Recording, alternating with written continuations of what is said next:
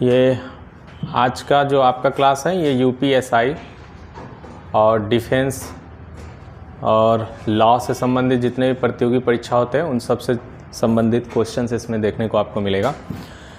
सबसे पहले आज इसमें देखेंगे एक पूरे क्लास में, इसी पूरे क्लास में हम लोग सबसे इम्पोर्टेंट लीगल वाला जो आपका पार्ट है यूपीएसआई का, उसमें आईपीसी पढ़ना है, IPC, CrPC, land reform act और इनकम टैक्स, बहुत सारे छोटे छोटे रूप आपको जानने हैं। 12 टाइप्स के लगभग हैं, 12 टाइप्स के आपके कानून अधिनियम के बारे में जीके के टॉपिक में आपको रखा गया है यूपीएसआई में अलग से बना के। तो देखिए ये आपका आज हम लोग स्टार्ट कर रहे हैं भारतीय दंड संहिता के प्रमुख धाराओं के बारे में। टोटल इसमें हम आज डिटेल आपको सारा बताते हुए चलेंगे और प्रतियोगी परीक्षा में कैसे क्वेश्चन आता है वो भी बताएंगे, ठीक है। तो आज आप ध्यान से इसको देखेंगे और कंप्लीट करते हुए हम लोग इसको पूरा करेंगे। सबसे पहले आईपीसी को देखते हैं, भारतीय दंड संहिता जो आप देख रहे हैं इसमें, इसका शॉर्ट फॉर्म है आईपीसी, ठीक है। भारतीय दंड संहिता मतलब इंडियन पैनल कोड। क्या करती है ये? भारतीय दंड संहिता एक किताब है, इस किताब के तहत आईपीसी इसको शॉर्ट फॉर्म में बोला जाता है, ठीक है। पहले इसका बैकग्राउंड जान लीजिए, क्योंकि हम जान रहे हैं यूपीएसआई वाले ज़्यादा क्वेश्चन घुमा के आपसे पूछेंगे। जो इसमें एक्ट तो आपसे पूछेंगे ही, धारा पूछेंगे ही, लेकिन उसके अलावा आपसे ये भी पूछ सकते हैं कि ये कब आया था, कैसे बना था, इसको बनाने से पहले कौन सी कमेटी बनी थी। बहुत सारे क्वेश्चन वो अलग से भी पूछ सकते हैं जो कि बहुत कम स्टूडेंट्स पढ़ते हैं और पढ़ाया जाता है। इसमें कुछ ऐसा न छूटे जिससे कि आपका क्वेश्चन लीगल पार्ट्स के जो भी आपके क्वेश्चन यूपीजीके का बने वो छूट सके। देखिए, it is a compressive code intended to overhaul of substantive aspect of criminal laws.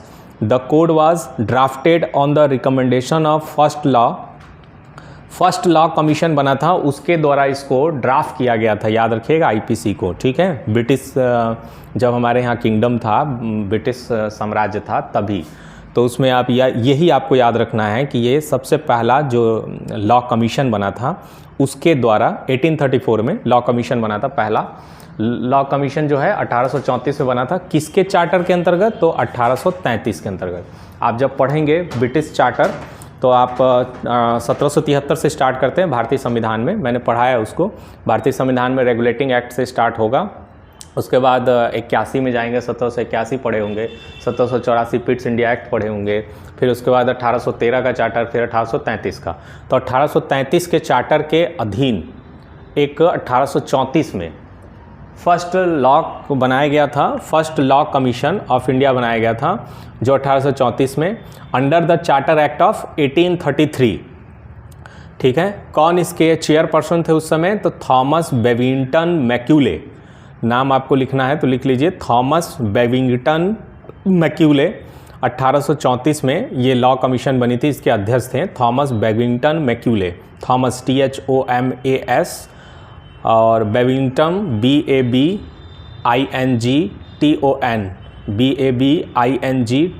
Babington Macaulay, MACAULAY, ठीक है। ये इनके फर्स्ट चेयरमैन थे जो फर्स्ट लॉ कमीशन बनी थी, उसके अंडर इसको ड्राफ्ट किया गया था आईपीसी को, ठीक है। 1833 चार्टर में इसके प्रावधान रखे गए थे। क्लियर हो गया? कुछ छूटा नहीं लिख पाए। 1833 के चार्टर के नियम में ये लाया गया था कि फर्स्ट लॉ कमीशन बनाया जाएगा, ठीक है। फर्स्ट लॉ कमीशन बनाया गया 1834 में। 1834 में जो फर्स्ट लॉ कमीशन बना उसके अध्यक्ष कौन थे? तो थॉमस बेविंगटन मैक्यूले थे, ठीक है। 1834 में जो लॉ कमीशन बना था, आईपीसी ड्राफ्ट हो गया। आईपीसी ड्राफ्ट होने के बाद आईपीसी हमारे देश में स्वतंत्रता के पहले और स्वतंत्रता के बाद, स्वतंत्रता के बाद तो आपको पता ही है देश आज़ाद हुआ तो ये लागू हो गया, और स्वतंत्रता के पहले ही 1862 में लागू हुआ है, ठीक है। ये आपको याद रखना है। तो आपको किताब में क्या मिलेगा जब भी आप आईपीसी खरीदेंगे? तो आपको मिलेगा क्या? देखिए ऐसे लिखा रहेगा, भारतीय दंड संहिता, ब्रैकेट में लिखा रहेगा 1862, 1862। क्लियर हो गया? क्योंकि फोर्सेबल हुआ है कब? 1862 में लागू हुआ है, बट बन के ड्राफ्ट तैयार हो गया है 1834 में, ठीक है। चेयरमैन का नाम आपको बता ही दिए, तो ये आपको चीज़ें याद रखनी है। अब चलिए स्टार्ट करते हैं हम लोग। इसके बारे में बैकग्राउंड का डिटेल ज़्यादा हो गया, अब आप देखते हैं इंडियन पैनल कोड का मतलब क्या है। देखिए इसमें आपको जो भी आप अगर अपराध करते हैं तो अपराध से संबंधित जो भी अपराध है उस अपराध में क्या क्या आवश्यक तत्व हैं, उसके इंपॉर्टेंट एलिमेंट्स क्या हैं, वो दिया गया है इस किताब में। दूसरा, ये आपको बताया गया है कि इस अपराध के लिए आपको कौन सी सज़ा और कितने दिनों का सज़ा, क्या जुर्माना होगा, उसके सारे प्रावधान आईपीसी में हैं। ठीक, यदि आपका अपराध किसी व्यक्ति का सिद्ध हो जाता है तो जजों के द्वारा आईपीसी के धारा के अंतर्गत उनके ऊपर क्या लगाया जाता है, जो उनको सज़ा दी जाती है, पनिशमेंट दी जाता है, वो दिया जाता है। मतलब पनिशमेंट की बात, कैसे पनिशमेंट मिलेगी, किस अपराध के लिए, अगर वो आपको जानना है तो आईपीसी आपको पढ़ना पड़ेगा। अगर ये जानना है कि कैसे इस अपराध को सिद्ध करना है, कैसे इस अपराध में कौन कौन से स्पेशल डॉक्यूमेंट्स चाहिए होंगे, कौन कौन से स्पेशल कागज़ की ज़रूरत पड़ती है, क्या साक्ष्य चाहिए, तो उसके लिए एविडेंस पढ़ना होगा, एविडेंस एक्ट आप देखेंगे। और कौन कौन से, कैसे हम इसको, पहले एफआईआर दर्ज होगा, एफआईआर के बाद जांच कौन करेगा, जांच प्रक्रिया में कौन कौन से पार्ट देखे जाएंगे, ये सब चीज़ें अगर आपको देखनी है तो सीआरपीसी है जो नीचे आने वाली है। ठीक है, क्रिमिनल प्रोसीजर कोड, ये आपको नीचे अभी बताया जाएगा। तो आईपीसी केवल बताता है कि आपके अपराध के लिए कौन सी सज़ा है, इसको याद रखिएगा। चलिए इंडियन पैनल कोड अभी स्टार्ट करते हैं। इंडियन पैनल कोड में अलग अलग अपराधों के लिए अलग अलग दंड के प्रावधान है, जिसे धारा कहते हैं। जो दंड के प्रावधान दिए गए हैं उसे धारा कहते हैं। इसे कई भागों में बांटा गया है। टोटल चैप्टर्स हैं 23 चैप्टर्स। ठीक है, आपको याद रखना है। सीधे सीधे बेसिक क्वेश्चन पूछेगा आपसे कि आईपीसी में निम्नलिखित में से कितने चैप्टर्स हैं। जो यूपीएसआई में बहुत छोटा छोटा क्वेश्चन इसी तरह आता है। तो 23 चैप्टर्स हैं। कुल कितनी धाराएं हैं, तो 511 धाराएं हैं। ठीक है, हम लोग के यहाँ शुभ होता है ना, 11 बहुत ज़्यादा माना जाता है, तो 511 511 इसको याद रखिएगा, 511 धाराएं हैं। भारतीय दंड संहिता 1 जनवरी 1862 को लागू हुई थी। याद रखिएगा कब लागू हुई थी, 1 जनवरी 1862 को। आईपीसी में समय समय पर इसमें संशोधन होते रहते हैं। धारा को अंग्रेजी में सेक्शन कहते हैं। ठीक है, आर्टिकल जो बोलते हैं उसको अनुच्छेद बोलते हैं, और वो भारतीय संविधान में होता है। ठीक है, उसके बारे में भी बताते हैं आपको।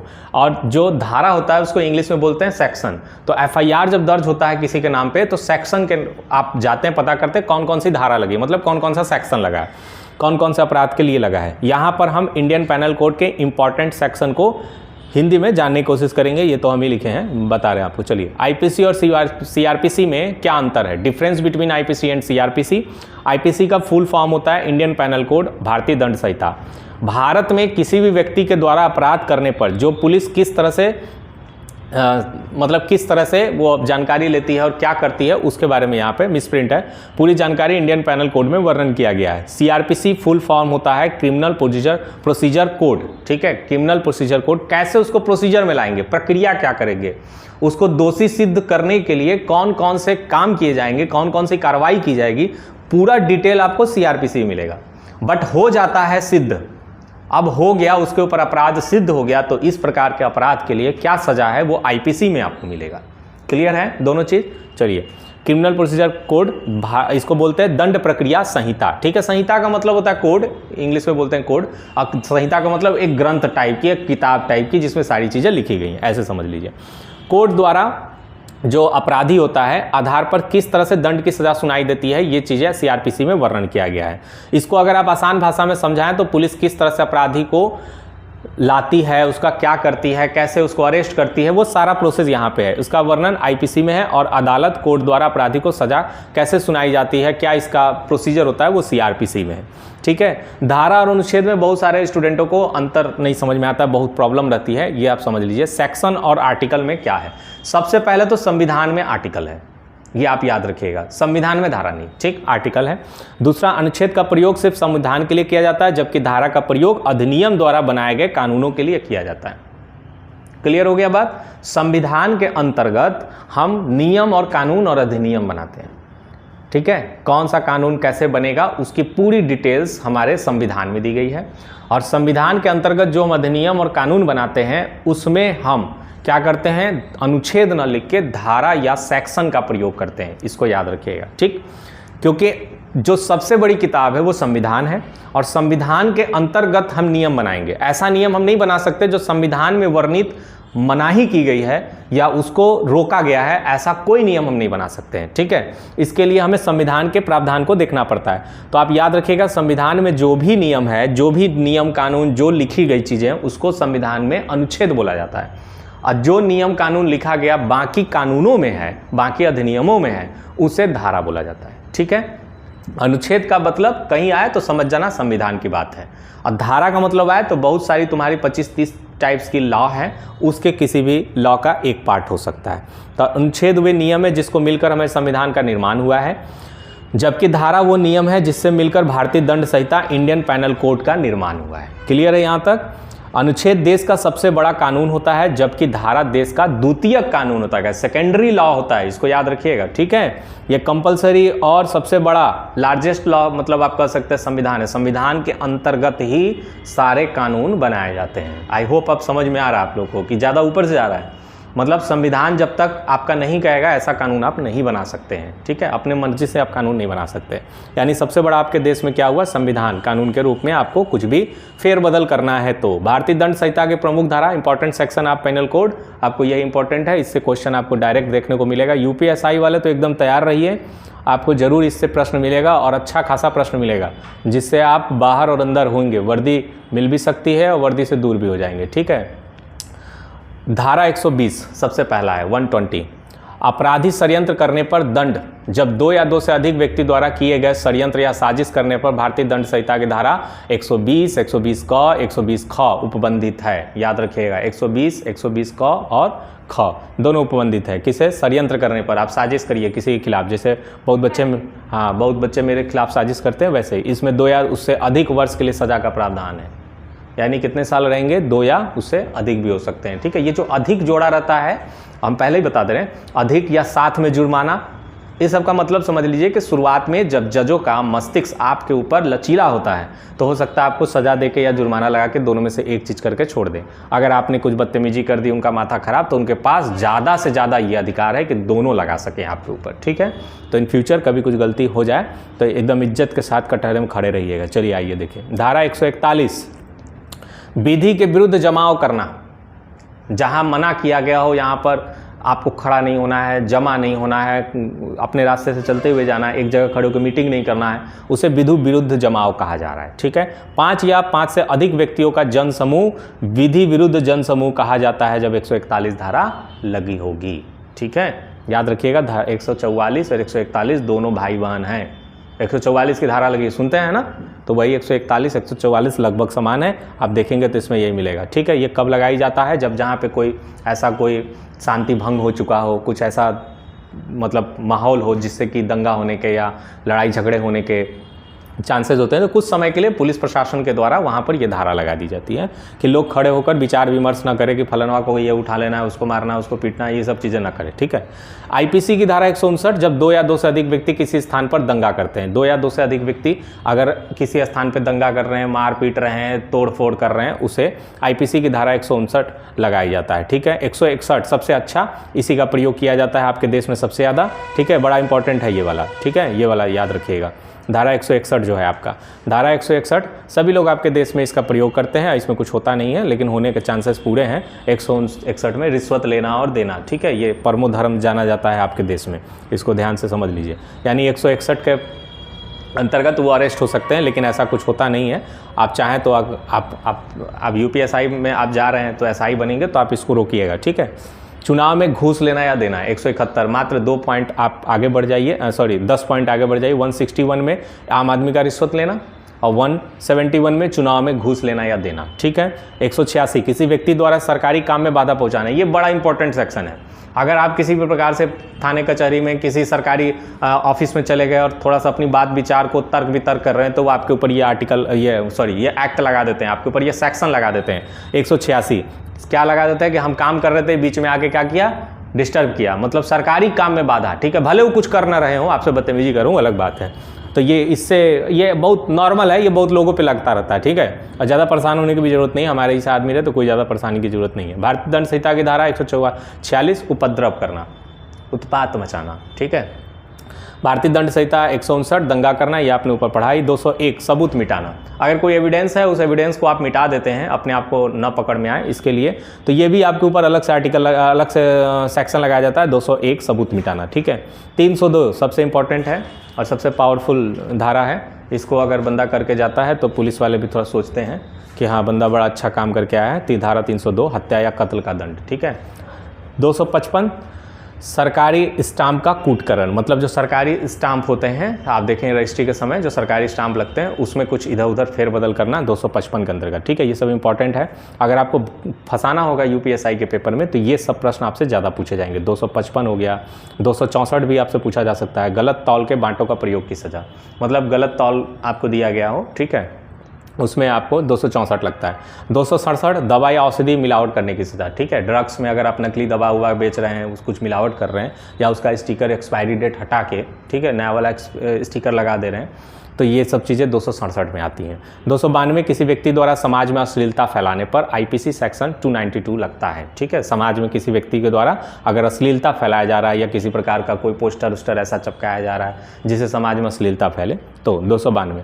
264 दो बार लिखा है, 264 266 ये दोनों आपके नकली बांट और नाप तौल से संबंधित है। ठीक है, 153A या उन लोगों पर लगाई जाती है जो धर्म, भाषा, नस्ल के आधार पर लोगों में नफरत फैलाने की कोशिश करते हैं।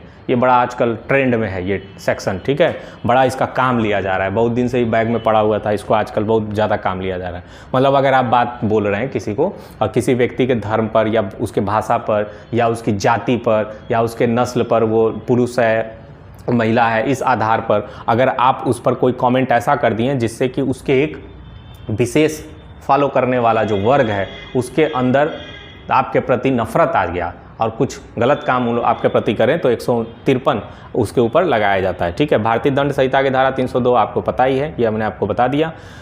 354 किसी स्त्री की लज्जा भंग करने की सज़ा, ये बड़ा इंपॉर्टेंट है, इसको याद रखिए, किसी स्त्री की लज्जा भंग करने का 354 में है। ठीक है, 372 खाने पीने के सामान में मिलावट करने की सज़ा, जो बेचते हैं वो लोग खाने पीने के सामान में अगर मिलावट करके बेच दें और खाना विषैला हो तो ये लगता है 372।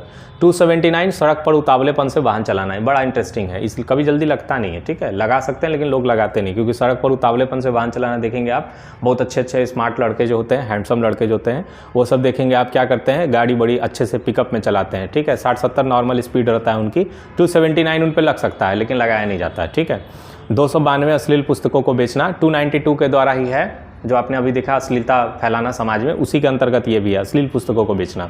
298 किसी भी दूसरे व्यक्ति की धार्मिक भावनाओं को ठेस पहुंचाना, ये बड़ा इंपॉर्टेंट है, ये भी याद रखिएगा, इस समय ये सब बड़ा इंपॉर्टेंट चल रहा है। किसी दूसरे व्यक्ति की धार्मिक भावनाओं को ठेस पहुंचाएंगे तो 298 हो जाएगा। ठीक है, आप किसी दूसरे व्यक्ति की धार्मिक भावनाओं में आप कुछ उल्टा पुल्टा बोल रहे हैं, तुम्हारे धर्म में तो ये है वो है, तो आपके ऊपर ये 298 लगेगा।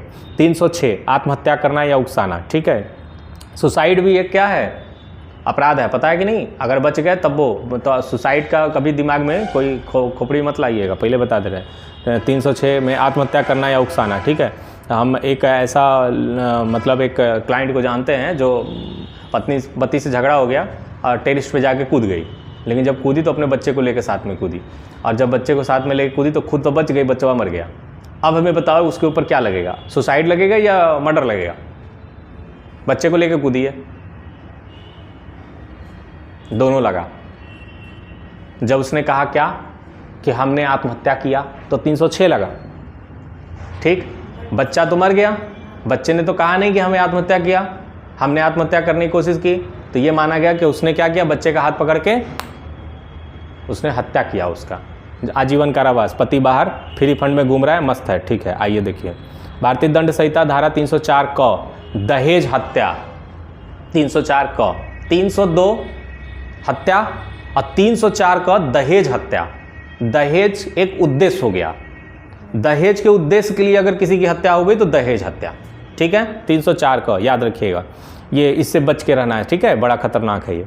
307 अगर कोई व्यक्ति किसी हत्या करने के इरादे से चोट पहुंचाता है और नहीं मरता है, मान लीजिए वो बच गया, तो 307 जान से मारने की कोशिश सुनते होंगे, ये बड़ा खतरनाक है। 307 अगर मर जाए तो नाराज हो जाते हैं। अपहरण 362 अपहरण, ये किडनैपिंग का चार्ज है 362। 363 व्यापीकरण का दंड है, इसको बाद में आप देखिएगा, ये बहुत इंपॉर्टेंट नहीं है, व्यापीकरण का दंड है। व्यापीकरण इंग्लिश में वर्ड हमको अभी रिमेंबर नहीं हो रहा है, इसका मतलब कुछ और है। ठीक है, व्यापीकरण में दंड अपहरण से संबंधित ही है, मतलब दोनों लगभग एक ही टाइप का है, लेकिन शुद्ध हिंदी हमको इसका याद नहीं आ रहा अभी। 366 नाबालिग लड़की को लेकर भागना। नाबालिग कितने उम्र तक के होती हैं? 18 से नीचे। ठीक है, बिलो द 18।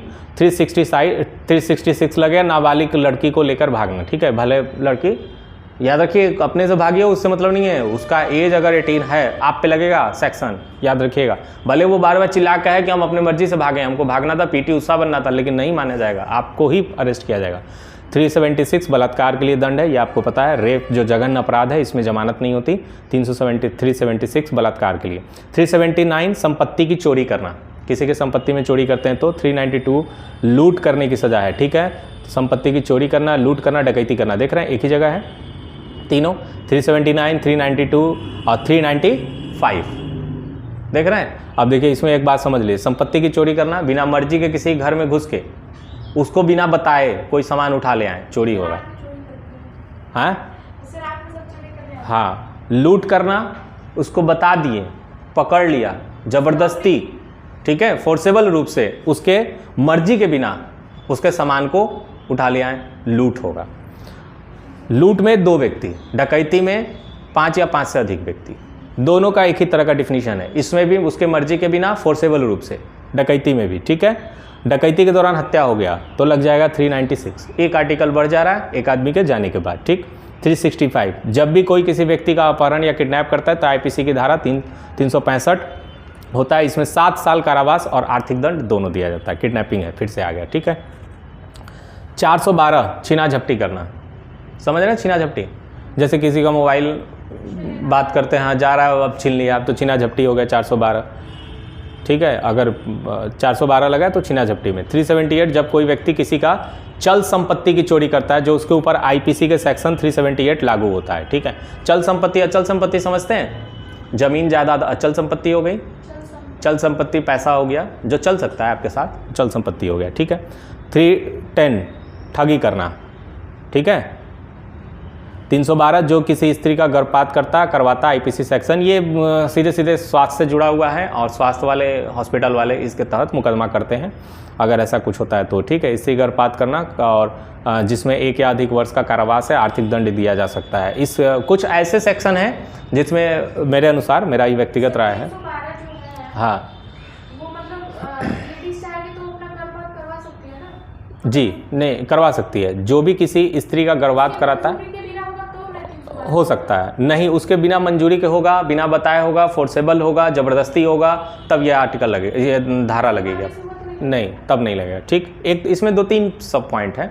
इसमें एक ये है कि मान लीजिए कुछ ऐसा कुछ कंडीशन है, कुछ ऐसा उनके हेल्थ इशू है, जिस हेल्थ इशू के मद्देनज़र वो मां नहीं बन सकती है, तो उसे गर्भपात कराना उसके जान के लिए सूटेबल है, जान बचाने के लिए ज़रूरी है, तो ये सेक्शन नहीं लगेगा, ठीक है। उसमें के अंदर बहुत सारे पॉइंट्स हैं, तो उतना डीपली आपसे नहीं जाएगा तो इससे, लेकिन इसमें कुछ ऐसे सेक्शन है जिसमें ना कारावास बहुत कम है, मेरे अनुसार बहुत ज़्यादा होना चाहिए। जैसे गर्भपात में देखिए 1 अधिक वर्ष, उससे ज़्यादा नहीं है, इससे ज़्यादा होना चाहिए था। 351 किसी व्यक्ति के ऊपर हमला करना और 351 लागू होता है, ठीक है। किसी व्यक्ति पर अगर हमला करते हैं तो भारतीय दंड संहिता की धारा 377 अप्राकृतिक कृत्य है, मतलब ऐसा कृत्य जो प्राकृतिक रूप से माना न गया हो, ऐसा कृत्य आप करते हैं तो। 354 किसी स्त्री की लज्जा भंग करना, ये ऊपर लगा है। 369 10 से कम बच्चे का अपहरण या व्यापहरण, मतलब वही बिना मर्जी का उसको उठाकर लेके चले जाना, 10 वर्ष से कम, ये 369 अलग से लगेगा। 415 किसी के साथ छल करना, ठीक है, अगर किसी को आप क्या करते हैं, हाँ छल करते हैं। 420 छल या बेईमानी में संपत्ति अर्जित करना, ये फ्रॉड वाला सेक्शन है 420, याद रखिएगा 420 बोलते हैं ना वो। आईपीसी की धारा 438 आग या विस्फोटक पदार्थ द्वारा की गए कोई चेष्टा के लिए दंड है, ठीक है। आग लगा देना, किसी प्रकार से आग से संपत्ति को नुकसान पहुंचाना। 389 नकली नोट बनाना, ठीक है, ये 489 है नकली नोट बनाना। 493 धोखे से शादी करना, अच्छा ये भी होता हमको नहीं पता था। 493 धोखे से शादी करना, धोखे से शादी करना हम तो नहीं समझ पा रहे हैं यार, लेकिन मतलब झूठ झपाट बोल के, ओके हाँ हम समझ रहे हैं, बहुत हैंडसम ऐसा बोल के झूठा शादी करना, तो ये तो हमको लगता है 493 में धोखे से शादी करना में लड़कों पे भी लागू होगा, लड़कियों पे भी लागू होगा, है हाँ तब ठीक है। हाँ लड़की को बाद में पता चले तो भाई लग जाएगा लड़के पे 493, और ऐसा कुछ हो जो लड़के को बाद में पता चले लड़की झूठ बोला तब भी लगना चाहिए, तो ये तो कानून है, दोनों सबके लिए बराबर है, हम समझ रहे हैं। 494 पति या पत्नी के जीवित रहते हुए दूसरी शादी करना है, कौन पागल ये काम करता होगा। 494 में मतलब एक पत्नी के रहते हुए दूसरी पत्नी को शादी करना। अब इसमें भी क्या है, अगर एक पत्नी जो पहले वाली है वो मर्जी से उसके शादी हो रहा है तो नहीं लगेगा, ये भी चीज़ें हैं, ठीक है। अब किसी दिन मूड ख़राब हो गया, पहले तो मर्जी शादी करवा दी, किसी दिन मूड ख़राब हो गया 1-2 महीने बाद जाकर कह दे तो लग जाएगा, ये भी है। बड़ा जटिल काम है ये सब, बड़ा पंचायत का काम है। चलिए देखिए 496 ज़बरदस्ती विवाह करना, अच्छा ये भी होता है, ज़बरदस्ती शादी भी होती है, अच्छा ज़बरदस्ती विवाह करना। 496, 494, ठीक है, 493, ये आप देखिए 93 से लेकर 96 तक सब शादी विवाह संबंधित है, याद रखिएगा। 499 क्या है, 499 में है जब भी कोई व्यक्ति किसी अन्य व्यक्ति समुदाय का मानहानि करता है, उस व्यक्ति के प्रतिष्ठा या इज्जत, ख्याति, सामाजिक समानता को क्षति पहुंचाता है, यानी मानहानि का मुकदमा 499 में, इसको आपको याद रखना है, ठीक है। व्यक्ति ही नहीं, समुदाय भी है, किसी पूरे समुदाय का आपने मान का हानि किया है तो भी 499, किसी एक व्यक्ति पर आपने कुछ ऐसा कमेंट किया है जो उसके मान की हानि पहुंचाई है तो भी, दोनों, ठीक है, याद रखिएगा। प्रतिष्ठा में सेक्शन 499 और 500 दोनों लगता है, इसके साथ 2 साल की सज़ा है, और आर्थिक जुर्माना है, आर्थिक जुर्माना ज़्यादा इसमें लगता है, ठीक है। भारतीय दंड संहिता के, अब आइए, भारतीय दंड संहिता आईपीसी आपराधिक कोड है, यह एक व्यापक कोड है। ये सब अगर आपसे मान लीजिए एक बात करें कि यूपीएसआई में कूट वाले प्रश्न पूछ दिया तो आपको दिक्कत होगी। भारतीय समाज को कानूनी रूप से व्यवस्थित करने के लिए सन 1860 में लॉर्ड थॉमस वेबिंगटन मैकाले की अध्यक्षता में चार्टर एक्ट 1833 के तहत भारतीय दंड संहिता बनाई गई थी, और यह 1862 की शुरुआत में ब्रिटिश राज दौरान ब्रिटिश भारत में लागू हुआ था, जिसे हम पूरी तरह से अडॉप्ट कर लिए हैं।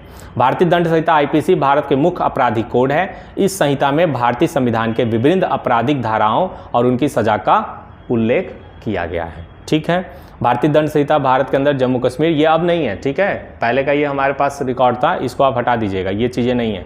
अब हमारे देश में, पूरे भारत के देश में इसको लगा दिया गया, सभी राज्यों में, ठीक है। अब जम्मू कश्मीर 370 हट गया है, समझ में आ गया। अब एक बार हम आपको यहाँ पर दिखा रहे हैं, एक सरसरी निगाह से आप देख सकते हैं, एक जगह पूरे सेक्शन को डाला गया है। 13 क्या करता है, जुआ खेलना, सट्टा लगाना, कितनी सजा है वो जिसमें लिखा हुआ है। 34 में समान आशय, 99 से 106 तक व्यक्तिगत प्रतिरक्षा के लिए बल का प्रयोग का अधिकार, 110 दुष्प्रेषण का दंड। ये सब बहुत रेयर केस में आपसे पूछेगा, लेकिन हमने एक साथ लगभग सबको लिख दिया है जो इंपॉर्टेंट हमें लगा। 120 षड्यंत्र रचना, 141 विधि विरुद्ध जमाव, 147 बलवा। बलवा समझते हैं, 2 लोगों का, लोग जाके मारपीट कर रहे हैं, मतलब 4 से 5 लोग से कम, अगर किसी जगह पे स्थान पर उत्पात मचा रहे हैं तो उसको बलवा कहते हैं, ठीक है। इसके ऊपर रहेंगे तो क्या कहलाएंगे, दंगा कहलाएंगे, रियॉट, ठीक है। 156 स्वामी अधिवासी के लिए फायदे के लिए आर्थिक दंड है, धाराओं में इसमें देखते रहिए। 156 यहाँ पे है। 161 रिश्वत देना, ठीक है। 171 चुनाव में घूस लेना देना। 177 सरकारी कर्मचारी को गलत सूचना देना, सरकारी कर्मचारी पुलिस को गलत सूचना दे दिए तब वो है सजा, याद रखिएगा, 6 महीना और या तो 1000 रुपये जुर्माना, ठीक है। 186 सरकारी काम में बाधा पहुंचाना, 3 माह की सजा, 500 रुपये जुर्माना। 191 झूठे सबूत देना, 7 साल की सजा। देखिए ये एविडेंस एक्ट के तहत भी है, एविडेंस में आपको पढ़ना होता है, 7 साल की सजा, जुर्माने का प्रावधान भी है, ठीक है। बड़ा गजब है, लेकिन झूठे सबूत देना, देख रहे हैं बहुत लंबा सजा है इसमें। 193 न्यायालयीन प्रकरणों में झूठी गवाही, अगर झूठी गवाही देते हैं तो भी है, देखिए कितना लंबा सजा है, ठीक है, झूठी गवाही देने में। सबूत मिटाना, 201 सबूत मिटाना। 271 लोक सेवक के होते हुए झूठा सबूत देना। 216 लुटेरे डाकुओं को आश्रय देने के लिए दंड, अगर आप लुटेरे और डाकुओं को अपने घर में रखते हैं तो 216 के तहत आप पे कार्रवाई की जाएगी। 224 विधिपूर्वक अभिरक्षा छुड़ाना। 231-32 जाली सिक्के बनाना, जाली सिक्के भी बनाएंगे तब भी दिक्कत है, नोटे के चक्कर में न रहे केवल। 255 सरकारी स्टाम्प का इधर उधर करते हैं तो। 264 औषधि मिलावट करना। 267 272 खाने पीने की चीज़ों मिलावट करना। 274 मिलावट हुई औषधि को बेचना, ठीक है। ये देखिए 272 खाने पीने मिलावट और 274 और 75 मिलावट वाली दवाएं, ये चीज़ें हैं।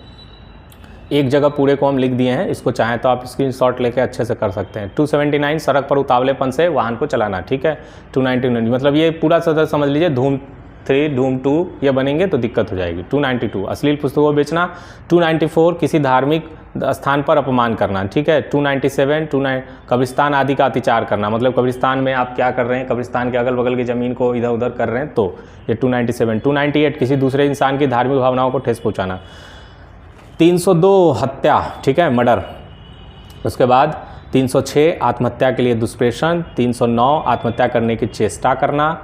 310 ठगी करना। 312 गर्भपात। 323 जानबूझकर चोट पहुंचाना। 326 चोट पहुंचाना, जानबूझ के चोट पहुंचाना, ऐसे चोट पहुंचाना, दोनों अलग अलग है। 351 हमला करना। 354 किसी स्त्री की लज्जा भंग करना। 362 अपहरण। 363 स्त्री को ले भागना, अच्छा 366 नाबालिग लड़की को ले भागना। अच्छा दोनों अलग अलग हैं, ठीक है, एक में आप बालिग और एक में नाबालिग।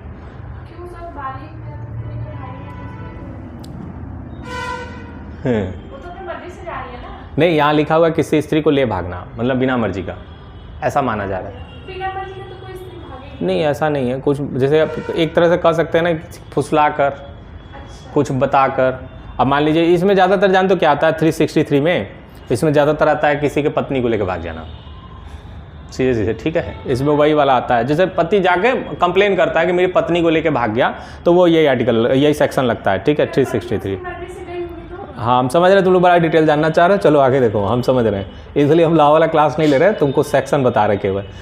376 बलात्कार करना, 377 आपराधिक कृत्य का अपराध। ये ऐसा सेगमेंट ही होता है ना, इसमें जिज्ञासा बहुत होती है, क्योंकि हम लोग इसको देखते हैं ना समाज में, इसलिए।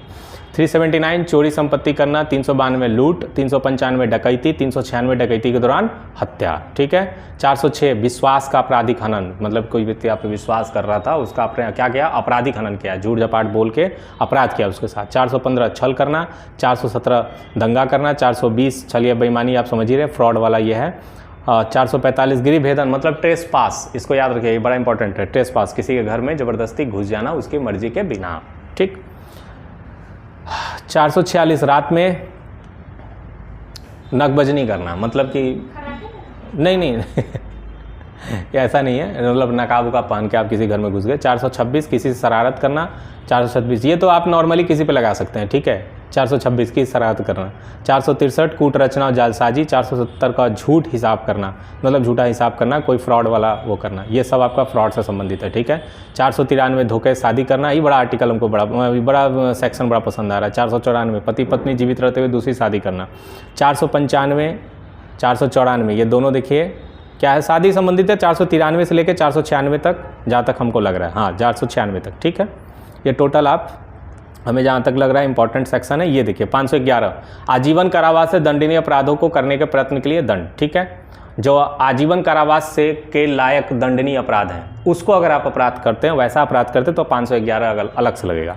509 स्त्री को अपशब्द कहना, ठीक है, या बदतमीजी करना, हाँ आए हम बात है। अच्छा 506 आपराधिक धमकी देना, नहीं तो आपके पास ये सेक्शन है, ठीक है, इसके तहत जैसे पुलिस को मान लीजिए बुलाते हैं ना लोग, कुछ बदतमीजी ज़्यादा हो जाती है तो पुलिस को बुला लेते हैं लोग, तो पुलिस यही सेक्शन का यूज करती है। 509 ठीक है, स्त्री को अपशब्द कहना। 506 आपराधिक धमकी देना। 500 मानहानि। 499 और 500 देख रहे हैं, दोनों मानहानि है, ठीक है। ये अपराधों के नाम अलग अलग दिए गए हैं, इसको आपको हाँ दोनों लगेगा। किसको, मानहानि को? नहीं चलिए उसको भी बताएंगे। देश के कानून के अंतर्गत आने वाले 5 महत्वपूर्ण तथ्य, ये वो महत्वपूर्ण तथ्य जो हमारे देश के कानून के अंतर्गत आते हैं, इनमें अंजाम एवं कोशिश, बहुत रोचक बातें हैं, आपको सक्षम रख रहे हैं। देखिए क्या है, शाम के वक्त महिलाओं की गिरफ्तारी नहीं हो सकती, सबसे इंपॉर्टेंट बात, ठीक है। शाम के समय महिलाओं की गिरफ्तारी नहीं हो सकती, इस बात को याद रखिएगा, ठीक है, बड़ी अच्छी बात है। कोड ऑफ क्रिमिनल प्रोसीजर में सेक्शन 46 के तहत शाम को 6 बजे के बाद सुबह 6 बजे के पहले भारतीय पुलिस किसी भी महिला को गिरफ्तार नहीं कर सकती है, फिर चाहे वो गुनाह कितना भी संगीन क्यों ना हो। अगर पुलिस ऐसा करती हुई पाई जाती है तो गिरफ्तार करने वाले पुलिस के अधिकारी के खिलाफ मामला दर्ज किया जा सकता है और नौकरी भी खतरे में आ सकती है। दूसरा पॉइंट, सिलेंडर फटने से जान माल के नुकसान पर 40 लाख रुपए तक का बीमा कवर क्लेम कर सकते हैं, ये याद रखिए जी। बीमा आप हाँ क्लेम कर सकते हैं। पब्लिक लायबिलिटी पॉलिसी के तहत अगर किसी कारण आपके घर में सिलेंडर फट जाता है और आपको जान माल का नुकसान झेलना पड़ता है, तो आप तुरंत गैस कंपनी से बीमा कवर क्लेम कर सकते हैं। आपको बता दें कि गैस कंपनी से 40 लाख रुपए तक का बीमा क्लेम कराया जा सकता है, उससे कोई मतलब नहीं है। नहीं, ये इंटरेस्टिंग फैक्ट है जो हम लोग को नहीं पता है। अगर कंपनी आपका क्लेम देने से मना करती है या टालती है तो इसकी शिकायत की जा सकती है। दोषी पाए जाने पर कंपनी का लाइसेंस रद्द हो सकता है। आप किसी भी होटल में फ्री पानी पी सकते हैं और वॉशरूम का इस्तेमाल कर सकते हैं किसी भी होटल में, इसके लिए आपको कोई चार्ज देने की ज़रूरत नहीं है, कानूनी अधिकार है आपका, ठीक है। बात समझ में आ रहा है? अब ये नहीं कि जाके वहाँ बिस्लेरी मांग के और कहो हम पियेंगे, ये काम नहीं होगा। Indian series act Indian series act, कौन से कानून के तहत कौन सा ये बात कही गई है उसको याद रखना है आपको। इंडियन सीरीज एक्ट 1887 के अनुसार आप देश के किसी भी होटल में जाकर पानी मांग कर भी पी सकते हैं और उस होटल का वॉशरूम भी इस्तेमाल कर सकते हैं। होटल छोटा या 5 स्टार हो, आपको नहीं रोक सकते। अगर होटल या मालिक आपके कर्मचारी आपको पानी पिलाने से या मना करते हैं तो उसके खिलाफ आप क्या कर सकते हैं, शिकायत दर्ज कर सकते हैं और लाइसेंस भी रद्द हो सकता है। गर्भवती महिलाओं को नौकरी से नहीं निकाला जा सकता है, इसके लिए एक्ट बना है, देखिए 1961 मैटरनिटी बेनिफिट एक्ट 1961 के मुताबिक गर्भवती महिलाओं को अचानक नौकरी से नहीं निकाला जा सकता है। मालिक को पहले 3 महीने की नोटिस देनी होगी और प्रेगनेंसी के दौरान लगने वाले खर्चे का कुछ हिस्सा देना होगा। अगर वैसा नहीं करता है तो उसके खिलाफ सरकारी रोजगार संगठन में शिकायत कराया जा सकता है। इस शिकायत में कंपनी बंद हो सकती है या कंपनी को जुर्माना भरना पड़ सकता है। और 5वां और लास्ट, पुलिस अफसर आपके शिकायत लिखने से मना नहीं कर सकता। आईपीसी के सेक्शन 166A, आईपीसी जो भी आप पढ़ रहे थे उसी के सेक्शन 166A के अनुसार कोई भी पुलिस अधिकारी आपकी कोई भी शिकायत दर्ज करने से इनकार नहीं कर सकती।